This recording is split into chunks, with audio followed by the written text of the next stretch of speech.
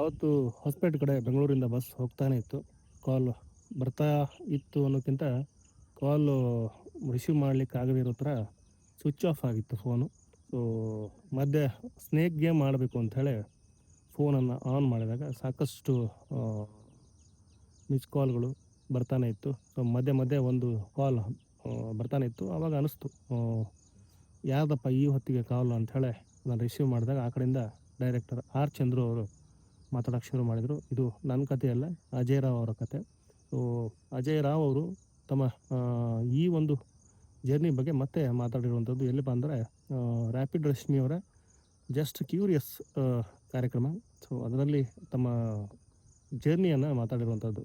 So ಅವತ್ತು snake game ಆಡಬೇಕು ಅಂಥೇಳಿ ಫೋನ್ ಓಪನ್ ಮಾಡ್ತಾರೆ. ಫೋನ್ ಓಪನ್ ಮಾಡಿದಾಗ ಆರ್ ಚಂದ್ರು ಅವ್ರ ಕಾಲ್ ಬರುತ್ತೆ. ಕಾಲ್ ಬಂದಗಳು ಅವ್ರು ಹೇಳ್ತಾರೆ, ಒಂದೇ ಮಾತು ಹೇಳ್ತಾರೆ ಅಜಯ್ ರಾವ್ ಅವ್ರಿಗೆ, ಜೋಗಿ ಪ್ರೇಮ್ ಅವ್ರು ಕರೀತಿದ್ದಾರೆ ಬನ್ನಿ ಅಂಥೇಳಿ.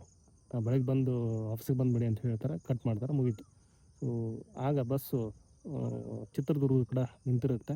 ಸೊ ಅಲ್ಲೇ ವಿ ಆರ್ ಎಲ್ ಆಫೀಸ್ ಐತಲ್ಲ, ಅಂದರೆ ವಿ ಆರ್ ಎಲ್ ಸ್ಟಾಪ್, ಅಲ್ಲೇ ಹೋಗಿ ಬೆಂಗಳೂರು ಬಸ್ ಹತ್ತಾರೆ ಅಜಯ್ ರಾವ್ ಅವರು. ಸೊ ಅಲ್ಲಿಂದ ಸೀದಾ ವಾಪಸ್ ಬೆಂಗಳೂರಿಗೆ ಬಂದು ಬೆಂಗಳೂರಿನ ಜೋಗಿ ಪ್ರೇಮ್ ಅವರ ಆಫೀಸ್ಗೆ ಬಂದು ಮೊದಲ ಅವಕಾಶ ಅದು ಎಕ್ಸ್ಕ್ಯೂಸ್ ಮೀ ಫಿಲ್ಮ್. ಸೊ ಈ ಸಿನಿಮಾದಲ್ಲಿ ಅಜಯ್ ರಾವ್ ಒಬ್ಬರೇ ಅಲ್ಲ, ರಮ್ಯಾ ಅವರಿದ್ದಾರೆ, ಹಾಗೆಯೇ ಸುನೀಲ್ ರಾವ್ ಅವರು ಇರುವಂಥದ್ದು. ಸೊ 3 ಜನರ ಈ ಒಂದು ಚಿತ್ರ ಸೂಪರ್ ಡೂಪರ್ ಹಿಟ್ ಆಗುತ್ತೆ. ಒಳ್ಳೆ ಹಾಡುಗಳು, ಹಾಗೆಯೇ ಜೋಗಿ ಪ್ರೇಮ್ ಅವ್ರಿಗೆ ಇವು ಒಂದು ಒಳ್ಳೆ ಹೆಸರು ತಂದು ಕೊಟ್ಟಿರುವಂಥದ್ದು. ಅಜಯ್ ರಾವ್ ಅವರ ಚಿತ್ರ ಜೀವನದಲ್ಲಿ ಇದೊಂದು ಟರ್ನಿಂಗ್ ಪಾಯಿಂಟ್. ಯಾಕಂದರೆ ಅದಕ್ಕೂ ಮುಂಚೆ ಸಾಕಷ್ಟು ಸೈಕಲ್ ಹೊಡೆದಿರ್ತಾರೆ ಅವರು, ಗಾಂಧಿನಗರನ ಸುತ್ತಿರ್ತಾರೆ. ಒಂದು ವಿಸಿಟಿಂಗ್ ಕಾರ್ಡ್ ಮಾಡಿಸಿದಂತಹ ಮೊದಲ ನಟ, ಕನ್ನಡದ ನಟ ಅಂಥೇಳಿ ಹೇಳ್ಬೋದು ಅವ್ರಿಗೆ. ಸೊ ಅಜಯ್ ರಾವ್ ಆ್ಯಕ್ಟರ್ ಅಂಥೇಳಿ ಒಂದು ವಿಸಿಟಿಂಗ್ ಕಾರ್ಡ್ ಮಾಡಿಸಿ ಕೊಟ್ಟು ಬಂದಿರ್ತಾರೆ ಎಲ್ಲರಿಗೂ. ಸೊ ಹಾಗೆ ಕಾಲ್ ಬಂದಾಗ ಅಜಯ್ ರಾವ್ ಅವರ ಫೋಟೋಗಳನ್ನು ಜೋಗಿ ಪ್ರೇಮ್ ಅವ್ರು ನೋಡಿರ್ತಾರೆ. ಸೊ ನೋಡಿರೋದ್ರಿಂದ ಅವರು ತಮ್ಮ ಚಿತ್ರಕ್ಕೆ ಹೊಸ ಹುಡುಗನ ಹುಡುಕ್ತಿರೋದ್ರಿಂದ ಕಾಲ್ ಹೋಗುತ್ತೆ ಆ ದಿನ. ಸೊ ಮಧ್ಯರಾತ್ರಿ ಕಾಲ್ ಬಂತು. ಸೊ ಅದನ್ನು ರಿಸೀವ್ ಮಾಡಿ ವಾಪಸ್ ಬೆಂಗಳೂರಿಗೆ ಬಂದು ಈ ಒಂದು ಅವಕಾಶವನ್ನು ಪಡೆದು ಸೂಪರ್ ಸಿನಿಮಾದಲ್ಲಿ ಆ್ಯಕ್ಟ್ ಮಾಡಿ ಒಳ್ಳೆಯ ಒಂದು ನಟರಾಗಿ ಒಳ್ಳೆಯ ಸಿನಿಮಾವನ್ನು ಕೊಟ್ಟು ಕನ್ನಡದ ಕೃಷ್ಣ ಅಜಯ್ ರಾವ್ ಆದರು. ಇದು ಅಜಯ್ ರಾವ್ ಅವರ ಬದುಕಿನ ಸತ್ಯ. ಇವರು ಯಾವಾಗಲೂ ಯಾವುದೇ ಜ್ಯೋತಿಷ್ಯ ಅಥವಾ ಮುಹೂರ್ತ ನಂಬಲ್ಲ.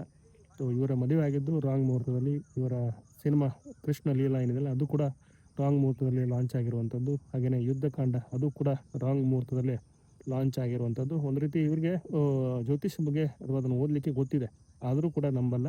ಸೊ ಆ ಥರದ ಅಜಯ್ ರಾವ್ ಅವರು ಬೇರೆ ಬೇರೆ ಸಿನಿಮಾಗಳು, ತಮ್ಮದೇ ನಿರ್ಮಾಣದ ಸಿನಿಮಾಗಳು, ಸೋಲು ಗೆಲುವು ಎಲ್ಲವನ್ನೂ ನೋಡಿರುವಂಥದ್ದು. ಸ್ಟಾರ್ಡಮ್ ಅನ್ನುವಂಥದ್ದು, ಅಂದರೆ ಮೊದಲ ಸಿನಿಮಾ ಹಿಟ್ ಆದಮೇಲೆ ಸ್ಟಾರ್ಡಮ್ ಅಥವಾ ನಾನು ಸ್ಟಾರ್ ಆದೆ ಅನ್ನುವಂಥ ಆ ಸ್ಟಾರ್ಡಮ್ ನೆತ್ತಿಗೆ ಏರಿತ್ತು ಅನ್ನೋದನ್ನು ಕೂಡ ಅವರು ಹೇಳ್ಕೊಂಡಿರುವಂಥದ್ದು. ಸೊ ಈಗ ಒಂದು ಹಂತಕ್ಕೆ ಬೇರೆ ಬೇರೆ ಸಿನಿಮಾಗಳ ಪ್ಲ್ಯಾನು, ಹಾಗೆಯೇ ಇವರ ಸಿನಿಮಾಗಳು ಓಡ್ತಿದೆಯಾ ಓಡಲ್ಲ ಅದು ಬೇರೆ, ಬಟ್ ಒಳ್ಳೆ ಸಿನಿಮಾಗಳನ್ನು ಮಾಡ್ತಿದ್ದಾರೆ. ಸೊ ಅಜಯ್ ರಾವ್ ಅವರ ಬಗ್ಗೆ ಇಷ್ಟು.